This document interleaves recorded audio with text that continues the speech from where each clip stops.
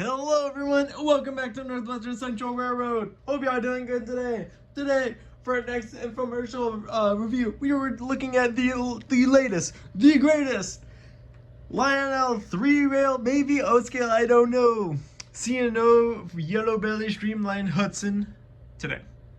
So when I originally did this video, I was more excited on, holy shit, I actually have this engine, I need to run it and show it the features now. I wasn't really too overworked or thinking about, hey, I should look at the detail on this thing a little bit more or give a more in-depth review. So here we are now. So the Lionel Yellow Belly is based off of the famous C&O exact same engine here that was originally an L1, but also I love this engine so much because of its history. It used to originally be a F19 Pacific with a 4.62 wheel arrangement. And it was made around in the mid-30s, maybe almost late 30s, as one of the C&O, Chesapeake and Ohio's luxury express passenger services, like the George Washington and I think the Sportsman. And this engine, when it was going through the gripes and holes or hoops of dieselization, they decided to not scrap the F19, but only give a little update to them, and that's why there's only at least five shrouded F19s are in this amazing C&O paint scheme, which the crew actually described it as a yellow belly, and this is a very, very good model of it. After Richard Kuhn, I think he sold the company unless he started to part ways with it, and then during that time period when the 90s rolled around, we got the amazing invention of the Trainmaster Command Control System and Rail Sounds 2, which completely revolutionized all of the O-scale trains that Lionel's been making, because now each engine has their own separate sound system instead of all of them sharing the same thing. Now this engine is very special because it checks both those boxes on the bucket list. It had first engine to introduce Rail Sounds 2 and the first engine to have command control built into it. So this is a very significant model in Lionel's history, but it's very underrated in my opinion. Since this is a little bit older, or at least a little more modern than our previous advertisement we showed, this has a lot more amazing features with it. Since this is a product made in 1995, you got some pretty cool things here. You got all die-cast metal construction. You have spoke drive wheels, no magnet traction unfortunately, but it has a really powerful pull-more motor, Rail Sounds 2, and the all-new, or at least new invention at the time, which was created by our good friend Neil Young, called the Trainmaster Command Control System. So this remote is very special. So when Richard Kuhn originally bought this company in 1980, I believe it was 87 or 80 or late 86 is when he bought the company from Fun Dimensions, aka General Mills Food Products Corporation. He had big envisions on expanding the scale line of the branch, or at least more higher detailed pieces, I guess, but yeah. And when they came to the decision with a famous musician, Neil Young, he partnered with them to create Liontech, which was a massive overhaul and revolution, changing the entire O-scale product line, having new features, new I guess models, and old reissues from the past brought into the light with Rail Sounds. Now, Rail Sounds is a really cool thing where it actually somewhat relatively kept the realism of the train well, but increased it more with sound effects, even though there was only 3 sound effects made for Rail Sounds. You have the standard steam engine, a diesel, and then you have the special steam engine, which I believe was only used for the S2 scale turbine. And yeah, here we are starting at the front of the engine. Now, since this is a shrouded steam engine, there's not going to be a whole lot of detail of it because all of the metal or real casings of the engine are inside or underneath, covered by a shrouding. So there's not going to be too much to go over detail wise, but this is still very nice. So you got a little bulb here for the light bulb, lighted number boards, lighted marker lights here, separately applied bar here. I think it's like a little drawbar here to help crew members walk along the front of the running board. You have like a little thing or a little latch on the front here, but unfortunately, I believe this was made just to help the engine get into a lash the engine with another engine or something if it broke down. So there, I was assuming that's what that would be. So there'd be like a hole there for a coupler to go there. But unfortunately, this model does not have that. This whole area or latch is just part of the whole die-cast mold of the engine. So that's not going to be moving or whatever. And then on the sides here, we got some step ladders. And then we got really nicely separately applied 490 logo right behind the little handle or latch thing. Moving on down the side here, this is very gorgeous. We have this really nice half fluted shrouding on the sides of the engine. Very minimalistic detail on the running board. Separately applied grab irons here, or metal rod.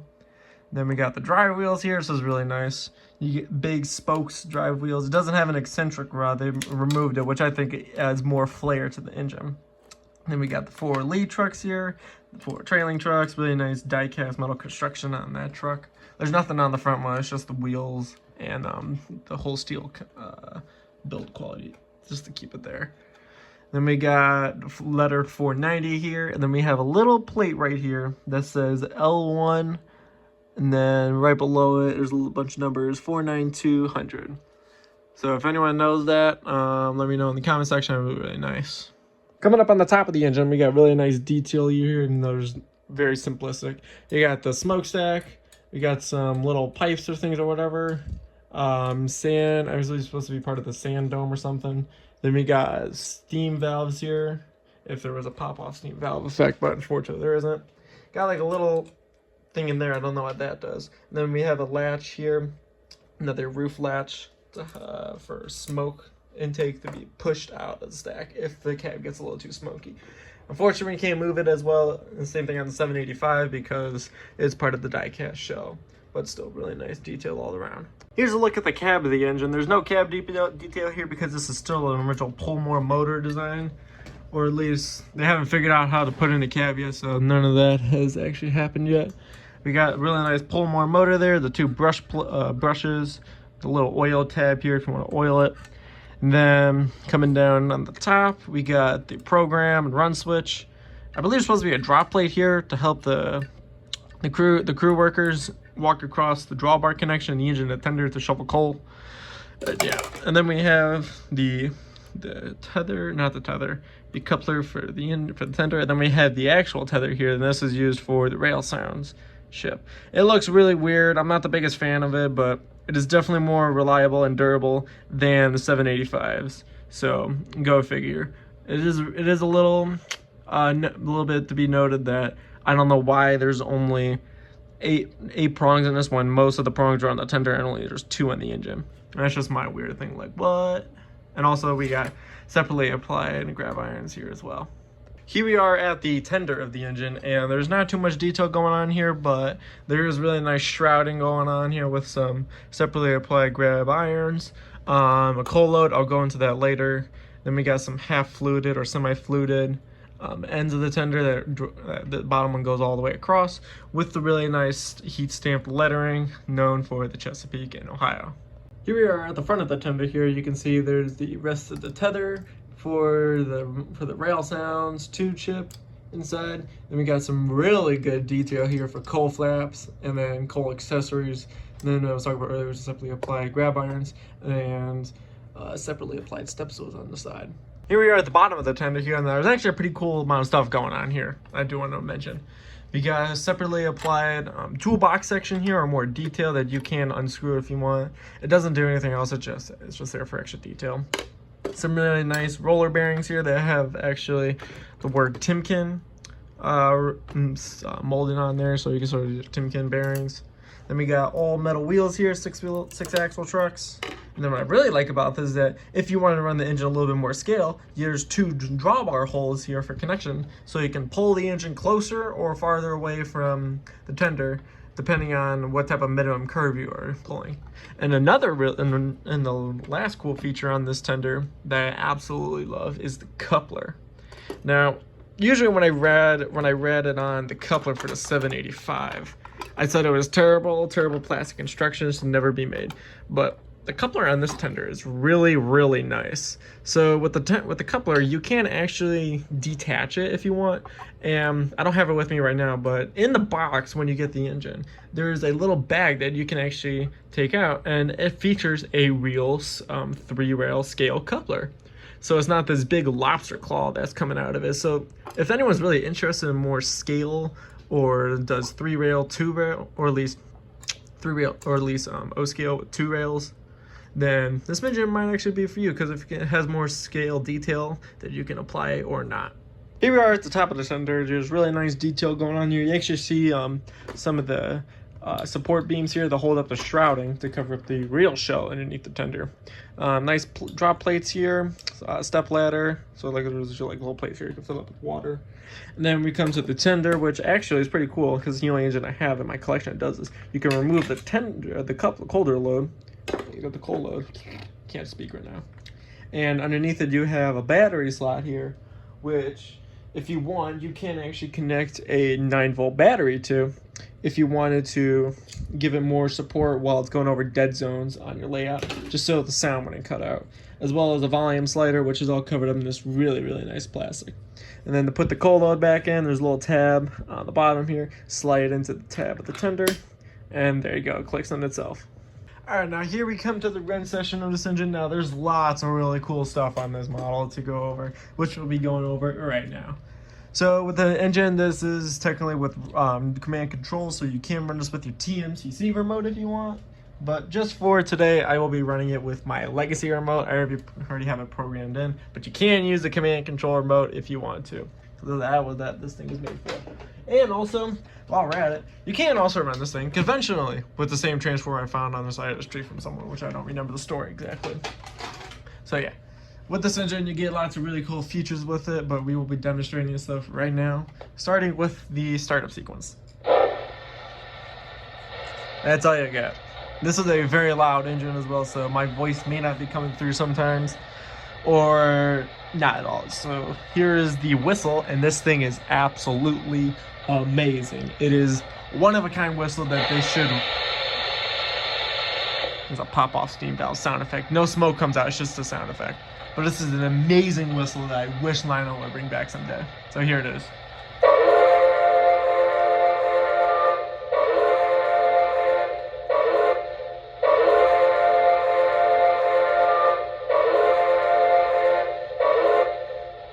It is absolutely amazing. It is a one-of-a-kind, and it gives this engine a lot more authoritative sound and voice with that really loud whistle with the low tone. You get out of the way when you hear this engine coming by. Here is the bell sound.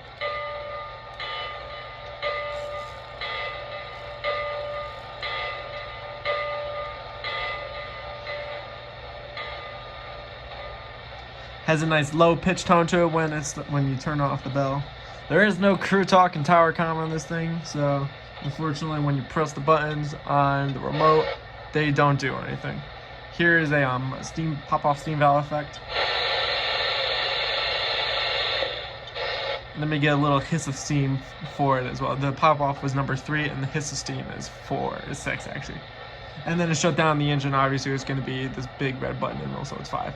For 8 and 9, you can turn on the smoke unit, or what the manual refers to as hyperdrive or hyper mode, which then it excruciatingly puts a lot of smoke output from this engine. Like, we got some good competition with some legacy engines, but it's not an extreme amount since this is a puffer style smoke unit. It's not a fan driven yet. We're not there yet. But without further ado, let's roll it out.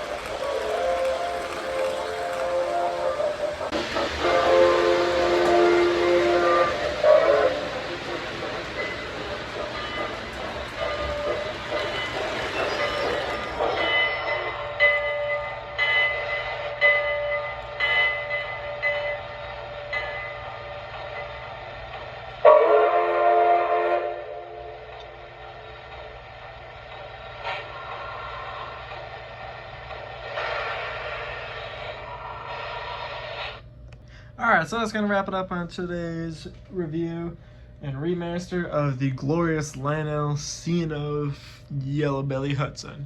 Or at least that's what I want to call it. Yeah, it's known as Streamlined C&O Hudson, but it doesn't have a ring to it. So, this engine is very, very amazing, as I prefaced in my previous video of making this. And I just really hope that this gets more recognition these days, because it's just such an amazing engine. It has so much nostalgia to it. There's relevance to its history. There's lots of history into that. It being the first Rail Sounds 2 steam engine and first command and control engine. And it's just lots of really cool features with this. So, technically, I do find it funny is that this engine is labeled as a semi-scale model, even though it dwarfs the size and height compared to my passenger cars. It's because of the way that this was designed, because it was originally made as standard units, not metric. Metric is what we use usually today for a lot of 148 scale O scale engines. So yeah, so that's gonna wrap up today's video. If you're interested in purchasing one of these, they are hard to find. They really are, for a good price, because a lot of them I see people scalping on eBay for way higher than what they should be. But listed in my Greenberg Pocket Guide, it said that this engine was close to, I think, 500, but I got this thing for a little over 5. I could have gotten it to a little bit to a lower price, but this is definitely more of a pricey engine, even though that sometimes, at least in older models, price doesn't matter. But you could try to get this thing down a little bit lower than 500 if you want. So there are listings out there.